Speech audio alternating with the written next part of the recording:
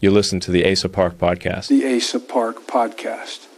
I think the biggest criticism that Travis had towards the enhanced games is safety. He fears that people will die because like it's basically doomed to happen. And I tend to maybe agree with him, because when you put like millions of dollars in the prize pool, and the only thing I know how to do, let's say, is to run. And then I see I can get these. It's basically playing the lottery. And so if I only dope a bit more than my neighbor, maybe I'll win. And I will do that up until the point where maybe I die. So ultimately, every athlete who competes has to undergo a full system health checkup.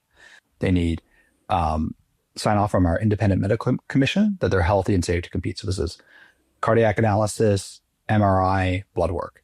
And so if an athlete, for example, has an enlarged heart, they wouldn't be allowed to compete. And the major risk of anabolic steroids is, of course, cardiac risk. Now, let me frame, so that's a scientific analysis of a way to reduce the risk of mortality. But let me pose it in a philosophical way. Going to space today has a 1 out of 16 chance of fatality. Climbing Mount Everest in the early days had a 1 out of 10 chance of fatality, and now is about 1 out of 100. Should we not allow our young people to dream to be astronauts or mountain climbers, to conquer the heavens, to conquer the greatest mountains, because there's a risk of fatality? Of course not, right? You know, I want my sons to go and be astronauts. I want them to be soldiers. I want them to climb mountains, right? I want them to take risk. And if you believe in the safetiest mentality, you know, it starts with children, right? Should we not tell our children, don't dream to be an astronaut, there's risk there? No, of course not. But I think that you mentioned the kids there. And I think that was the other point that Travis raised, was that if you, let's say we do this and this gets accepted, maybe even the IOC goes like, yeah, fuck, this worked. We have to do this in order to compete, because they are taking all the eyeballs.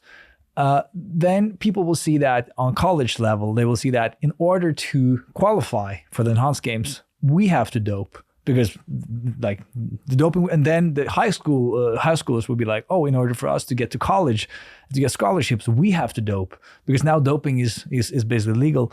And then eventually you will get to a point where children is taking testosterone, which is not good. And I understand, I hear what you're saying, that your doctors will make sure that everybody is safe, but how would you do that? Like, okay, that's so not realistic. Let's now analogize this to Hollywood. So in Hollywood, there's the same incentive structure as sports, right? Very few winners, lots of losers, big prizes, fame and fortune, particularly targeted at young people, right? Mm-hmm. So we take that as axiomatically correct. Particularly for women, we recognize that to be successful in Hollywood, you have to be enhanced. Kim Kardashian is not a natural human. She's enhanced.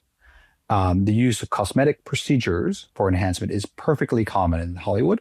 There is no regulation whatsoever, other than medical regulation, about the use of enhancements in Hollywood. It is only regulated by the market. And so there is pressure, of course, for young people to say, to aspire to the beauty values of Hollywood.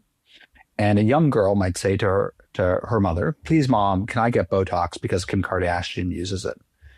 And maybe that young girl is very persistent, but they go to a doctor's going to say, actually, no, you don't suffer from wrinkles. You don't need Botox, right? And clinical supervision is a very effective safeguard in the same incentive structure that exists as in sports.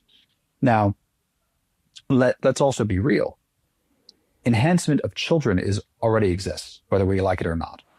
So in wealthy areas of America, places like Berkeley, California, according to the New York Times, about 5% of young boys are on growth hormones, because we recognize that if you're not 6 foot as a male, your chances of finding a mate, earning a good salary, being successful in life is significantly lower.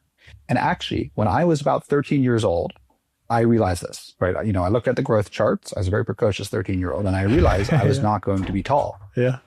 And I actually made a PowerPoint presentation And I sat down with my mom and dad and I said, I want to go on growth hormones, right? Because I'm going to earn less money. I'm going to be less successful in life, and I'm going to be less likely to find a mate if I'm not 6 foot tall. Put me on growth hormones. And I demanded this as a 13-year-old.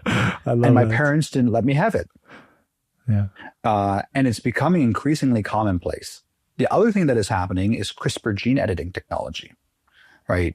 Where before a child is born, parents are enhancing them, to prevent disease, but also for cosmetic reasons.